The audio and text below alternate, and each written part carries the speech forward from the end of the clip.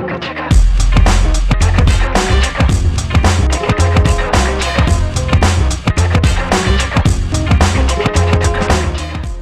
up, what up, what up, what up, what up? I'm Scrappy, and this is The Come Up, featuring Southwest Florida entrepreneurs. They're innovators, risk takers, and big picture thinkers. And today our guest is really cool, really cool. I'm looking forward to this because I'm a baseball collector myself. It is Jonathan from Blue Breaks in Venice Beach. He's got a great store over there. If you want to be our next guest, make sure to check us out at Hey Scrappy on Instagram. Blue Breaks. Tell us about your store. How long have you been in business, Jonathan? Hey, Scrappy. Well, we've been in business 3 weeks now. We opened the doors 3 weeks ago. We've been primarily online until then. But yeah, no, we've me, the wife, and the 9-month-old baby decided it was time to take some risks. We sold our home, moved to the area we're in now. We're actually staying with friends at the moment. But yeah, we sold our home and put all of our money into opening a store because we just felt that there's a space in the market for what we do. Okay, so in Venice specifically, do you have competition? There's some other stores in Venice, but I don't think there's competition in the sports cards world because it's not like McDonald's, Wendy's that all have a burger. They have the same burger. Like you can go into every sports card store in the country, and every single store has different cards, has a different product. And not only that, even if they have the same product, when you open a box of sports cards, the cards inside are different in every single box. So, no, I don't think there is such a thing as competition in the sports card world. There's other people that sell sports cards. There's other people that do similar things. But as a collector, it's funny, I was talking to a customer a little while ago. As a collector, you should never only buy what you collect from one store or one person, because every person has a different card, has different types of cards, has different items that you want to collect. So this is no different. So you say you're different from everybody else. What's your niche? So in the store, we, as well as obviously selling sports cards, we have single sports cards from 1 penny. So you can come in the store right now and we have 30,000 cards that are a penny each for sale in store right now. As well as that, we have trade nights, and we also do birthday parties for the kids as well. Oh, that's fun. That's fun. So you've been in business for only 3 weeks. Where do you get all your inventory? So we do a lot of shopping online. We have distributors. We have contacts within Panini and Tops and things like that as well that we utilize. And we get as much stock from as we can from as many different sources so that our customers come in and have a great weekend. Interesting, interesting. As an entrepreneur, you're staying at your friend's house. You know, you put all your money into this. You know, it's a leap of faith. Is it something you're really passionate about or something you see as a business opportunity, or both?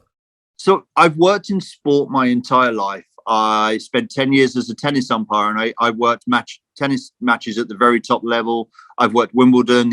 I've worked tournaments all over the world, Roger Federer, Rafael Nadal. I've also worked soccer professionally in multiple countries, and I've actually spent 2 years in baseball. I worked in independent professional baseball league last year. I also do call-up games for the minor leagues. So as well as that, to me as a collector of sports cards, it's about filling a gap in the market where other collectors can actually get their hands on the products they want from somebody who cares. Okay. Does your wife think you're crazy for doing this? My wife thought I was crazy before this. This just puts the nail in the coffin. I was crazy long before this. Jonathan, I've bought cards on eBay. I've gone to trade shows. I've been to shops.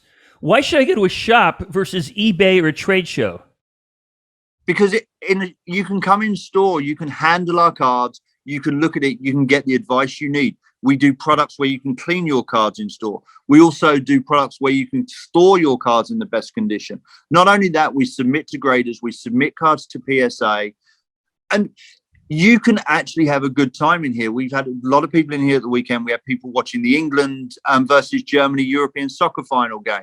We had people in here buying supplies. We had kids in here. We had a David Beckham autograph card come out of a box. We had a Steph Curry card come out of a box. Wow. We had a Wanda Franco card come out of a box yesterday as well. So we've had lots of cards come out over the last few days. And you don't get those experiences anywhere else because at home, you're on your own, you're opening cards, If you go to a show, you're probably buying the cards. You don't want to open them at a show because you want them to be protected. But here you can come in, grab the cards, and we'll give you the protection you need so that your cards go home in the same condition they come out of that box in. The experience, for sure. That's really interesting. That's definitely a differential advantage. Now, you mentioned kids. What percentage of your customers, at least in the first 3 weeks, are children versus, some avid hardcore collector? So we have obviously adults that are regaining their childhood through this, and we also have collectors that come in with their kids as well. So it's funny, a little while ago I had a gentleman come in, and him and his daughter actually collect, and they've been a great inspiration for me and my wife, because to see them bonding over collecting cards, a guy who did this when he was a child, and now his almost teenage daughter getting into it, coming in and raiding our penny boxes for her. It's just an amazing thing watching them bond. So I think you're probably looking at a 50-50 split, because most of the kids bring their parents with them. We do mimosas on a Sunday for the baseball mums just to keep them happy as well. So we have a few adults come in, but we do have a lot of kids. Are you a sucker for a kid with a smile that wants a good deal? When you have a 9-month-old baby, you're a sucker for any kid with a smile. Sucker for any kid with a smile. So how do you make the transition from being an umpire and a referee and being a sports advocate in that regard to actually selling your wares from a baseball card perspective? It's been an interesting transition. This time of year, I'm used to, normally I'm away in the summer on a baseball field. It's been hard this year being at home, but I think life has changed for me now having Callum, our baby. It's giving him something that when he's 2, 3, 4, 5, his interest will peak. He can help out in the shop. It keeps him busy. It gives him, but not only that, it's a family business that hopefully he'll carry on in years to come. That's awesome. I can tell just by your personality that you're breeding something special over there, Jonathan. I can totally feel that. You mentioned graded. Now, it's really frustrating to me as a baseball card collector that I got to, send out graded cards. Can you explain the process to our audience? So cards are worth different value depending on their condition. So you, in a sense, in the grading world, you're grading your card from 1 to 10, 10 being the best, 1 being the worst. And each of those grades, depending on the company and the grade you get, are worth a different value. So just because it comes fresh out of a box does not mean it's a 10 out of 10 perfect condition card. Errors happen in printing, so it might be slightly off center. There might be, we've all had those days where we're fed up with that little bit of black ink crossing through a couple of letters on the printer. That happens in the card world. Right. So all of those sort of things affect it. So you can come to us, we'll clean the card for you, we will send it off to PSA, and then that card comes back with a grade on it. And a grade is essentially a grade is no better than a referee or an umpire. It's just one person you're paying to give you an independent opinion on that card. How much does it cost?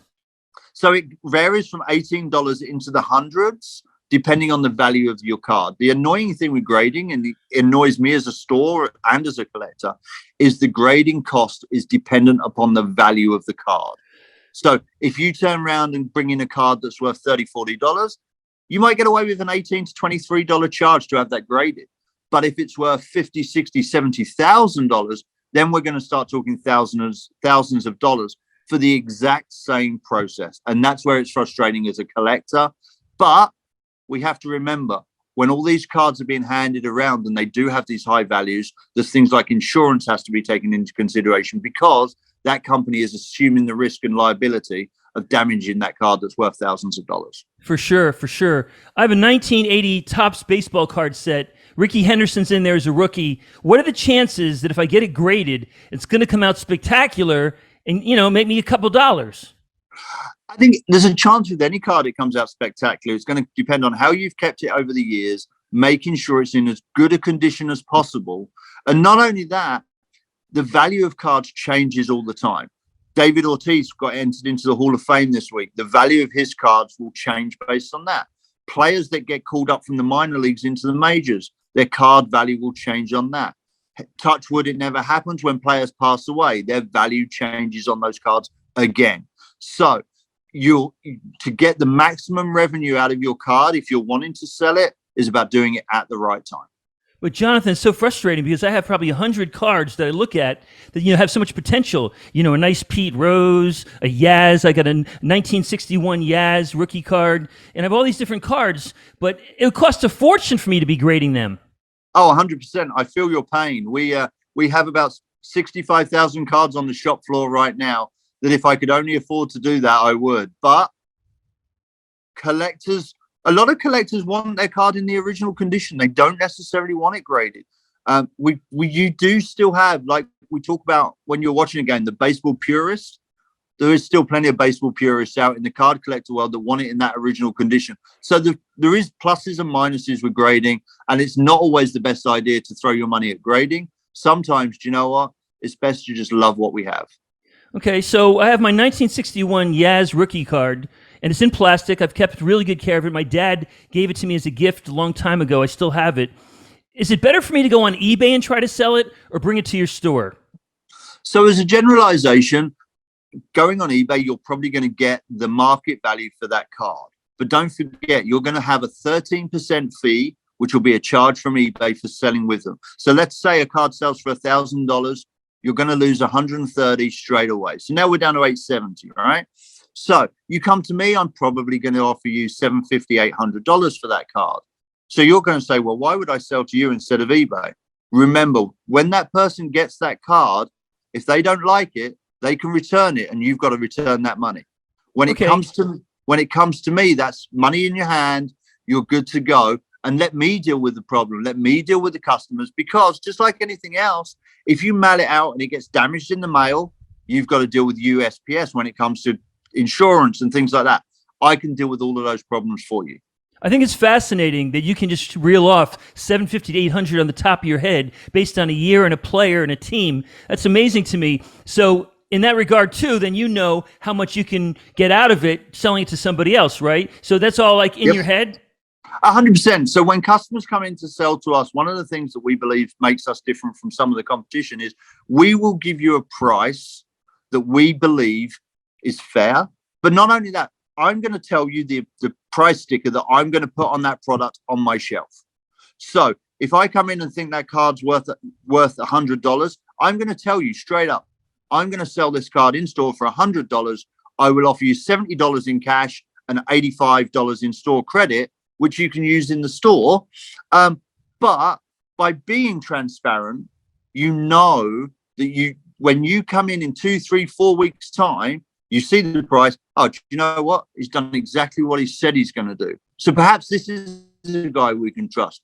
Rather than you look at the stores all over the country. If you go and sell a card to a store and they give you $50 and you go in 3 weeks later and you see your card for $400, is that a store you're going to keep going back to? Right. That's so smart. That's really smart. If I get that transparency from a company or a card shop, it's going to definitely make me want to go there on a regular basis. That's really, really smart, because we have an attitude as baseball card collectors and avid fans that we're going to get screwed over, unfortunately. 100%. Yeah, and I think for me, a lot of stores all up and down the country, when they go from they're run by collectors, right? Everybody that opens a card store is generally a collector. We have an interest in this. But when they start transitioning from that to just a store owner that wants to make money, then we lose the concept of why we opened. But no, I'm a collector. I know what my card is worth. If I know my card sells on eBay for $100 or $200, and this person in front of me is offering me 30 or 40, why would I carry on doing business? I know that the card I'm buying from them, they're making way too much money on. So look, let's be transparent. I'll tell you what I'm going to price it up for in store. I'll tell you what I think it's worth, but I'm going to also offer you what I think is a fair price. And if you think it's fair, you take it. If you don't and you want to go to eBay, there's zero hard feelings about that. That's and great. I think we need to be aware of that as dealers. You mentioned earlier boxes. Is it better to keep a box intact or to cherry pick out 6 cards that are valuable? No, I think let's look at 1986 Fleer basketball, the Michael Jordan rookie cards. The individual packs out of those, I think I saw on eBay some were selling for $1,500 a pack. Wow. There's 40 packs in a box. So we're talking $60,000 in a box. That doesn't happen with every product. The product value is dependent on the rookie class or the class that's in that product each and every year. But generally, do you know what? Buying some boxes and keeping a hold of them, it's rare a box will ever go down in value. And everybody wants the rookie card, that's for sure. Oh, yeah. Kyle Trask, the football player, the quarterback, for the Florida Gators. I'm a Florida Gator. I bought a bunch of his cards on speculation. But, of course, I bought Kyle Pitts.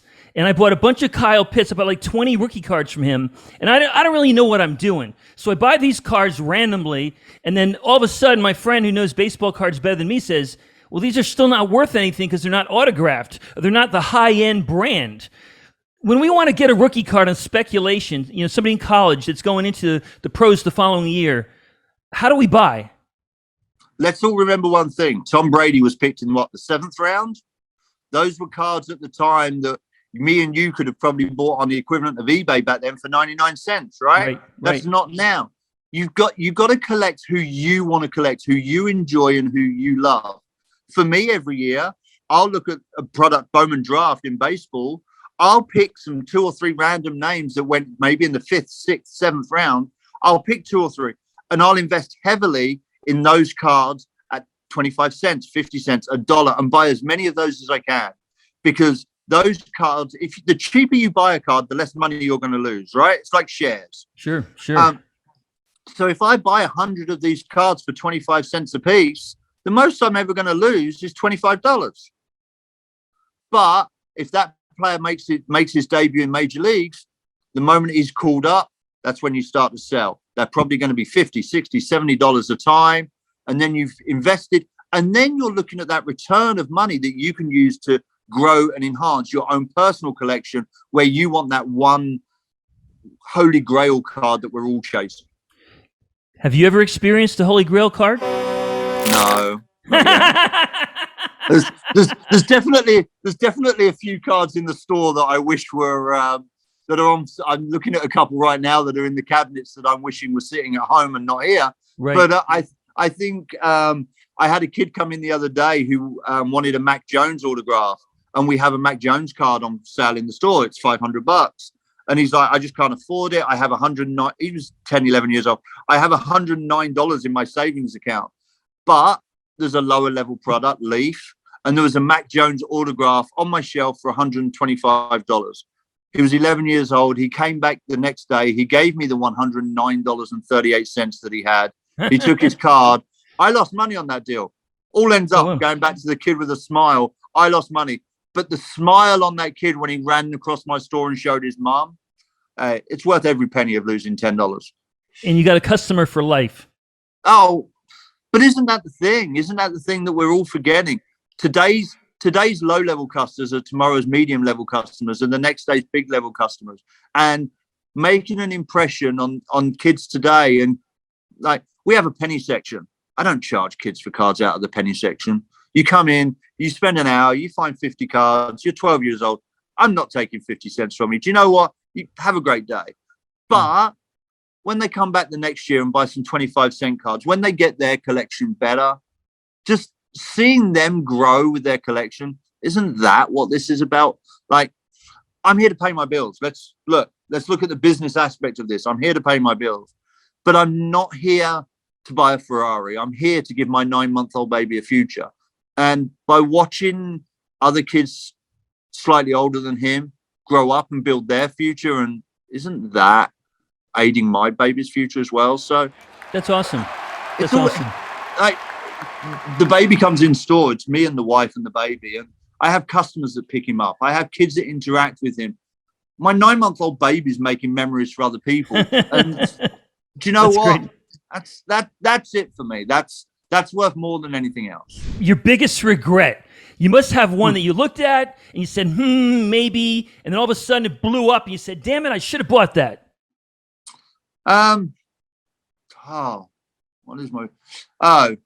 Easy. I don't even know why I thought about it. Anything with Luka Doncic's signature on, anything. Yeah. I think that I'm a Mavericks fan. I didn't understand the hype at the time. I thought, no, this is crazy. There's going to be thousands of them.